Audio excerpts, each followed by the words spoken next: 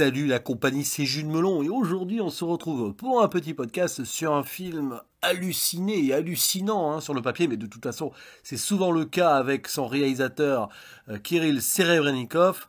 Métrage sorti ce mercredi en salle en France, Limonov, la balade, ou en titre original, Limonov, The Ballad of Eddie, adapté d'un roman, Limonov donc, écrit par Emmanuel Carrère, et racontant la vraie vie, ou plutôt les vraies vies, à moins que ce ne soit pas tout à fait vrai, d'un certain Édouard Limonov, dissident russe, qui a été ouvrier, poète, couturier, majordome, qui a même vécu dans la rue, qui a eu plusieurs conquêtes, mais quand même une vraie histoire d'amour, et qui est même devenu une sorte de leader politique d'opposition, bref, un véritable personnage de cinéma, et avant donc de littérature, puisque Emmanuel Carrère a voulu un petit peu romancer sa vie tout en racontant des choses qu'il a vécues. Mais je ne l'ai pas lu, ce bouquin, et je ne connaissais que très peu de choses de ce personnage historico-politique et fantastique d'une certaine manière, donc j'y suis allé en mode « je vais voir un film de cinéma, on verra bien ce que ça me raconte ». Et pour interpréter Limonov, alors là c'est un choix assez étonnant, c'est même une surprise, nous n'avons pas un acteur russe, mais bel et bien Ben Whishaw, parce que c'est un film international en langue anglaise. Je pense que ce choix va en désarçonner, voire décevoir plus d'un. Et moi-même, j'ai été surpris. Alors, c'est bizarre parce que j'ai appris il y a quelques mois que c'était Ben Whishaw qui jouait ce personnage, mais j'avais un petit peu passé cela dans les oubliettes de mon esprit. Et donc, quand je me suis retrouvé face à l'écran, comment ça, il parle anglais? Attends. Oui, bon, d'accord, au début, on est en France, donc peut-être qu'il parle cette langue-là, justement, de façon internationale. Mais après, même avec des personnages russes entre eux, ça parle anglais.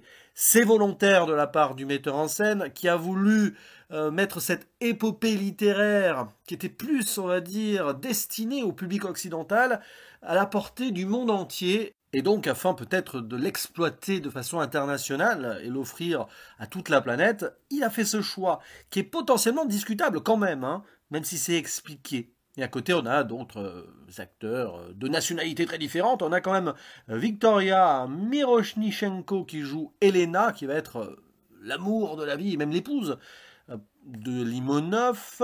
Il y a Thomas Arena, Evgeny Mironov, Andrei Burkovsky, qu'on a déjà vu dans le cinéma de Serebrennikov, et quelques acteurs français, parce qu'il y a un passage en France. Il y en a même deux en vrai, au début puis vers la fin du film. Sandrine Bonner, Céline Salette et Louis-Do de Linxin sont donc présents le temps d'un talk radio qui va mal se terminer, j'en dis pas plus.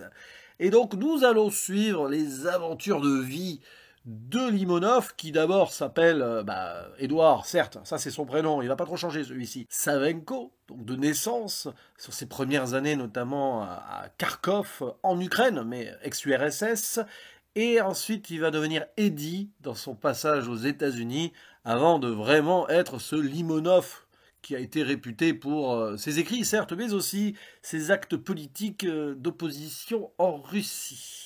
Limonov avec la grenade, c'est ce que l'on voit sur la couverture du livre d'Emmanuel Carrère. Et on va ainsi parcourir techniquement plus de 30 ans de son existence. L'œuvre s'ouvre en 1989, d'abord donc en France vite fait, puis en URSS qui commence à ne plus trop être l'URSS, et on va revenir en flashback, où on va jouer sur les décors et le format de l'image. Et 1969, ouvrier, il va vite changer de vie, devenir poète, rencontrer une femme, la quitter, puis aller à Moscou, rencontrer une autre femme, là ils vont rester ensemble, partir à New York, vivre des aventures ensemble, et puis séparer, puis après il reviendra plus tard, d'abord en France, et forcément, puisque ça en revient au début du film, et après en Russie pour y vivre des choses difficiles. Je ne vais pas rentrer dans les détails de tout ce qui s'est passé. Ce qui est certain, c'est que c'est une pure œuvre de cinéma.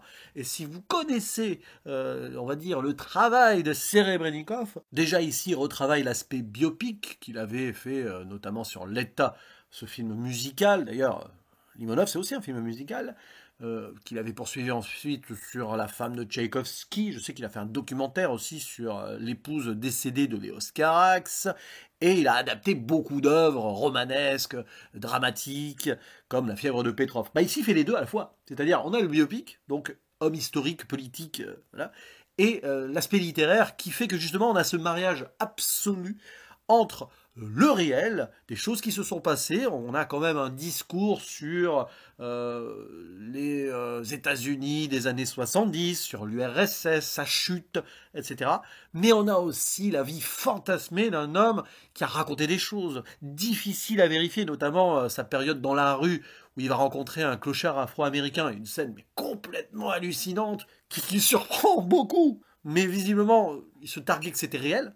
Mais il y a d'autres moments où on voit le fantasme à l'écran, notamment avec la chanson de Lou Reed. Alors il y en a plein qui parcourent le métrage, mais Walk on the Wild Side, où il s'imagine devenir célèbre, tout cela. Il y a les chœurs faits par des dames à la laverie automatique, trompette dans la rue, c'est la chanson qui joue, et puis il finit assassiné comme cette gloire ultime qu'il aimerait obtenir.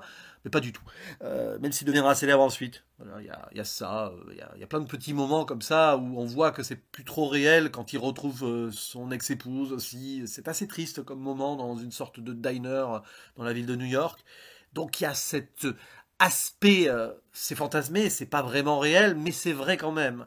Et donc c'est parfait en fait à ce niveau-là, puisque on a clairement une sorte d'œuvre somme pour Serebrennikov, qui peut-être nous fait ici le film d'une vie, en convoquant ce qu'il a pu faire avant de façon diverse, donc l'aspect biopic réel, l'aspect ultimement cinématographique, en utilisant les formes du cinéma, en brisant le quatrième mur, en allant au-delà du décor, même il y a un moment de time-lapse extraordinaire dans les années 80, on est à New York et tout, et puis il va à l'envers de ce qui est pour nous le décor de cinéma pour retourner dans son pays d'origine. C'est assez brillant ça.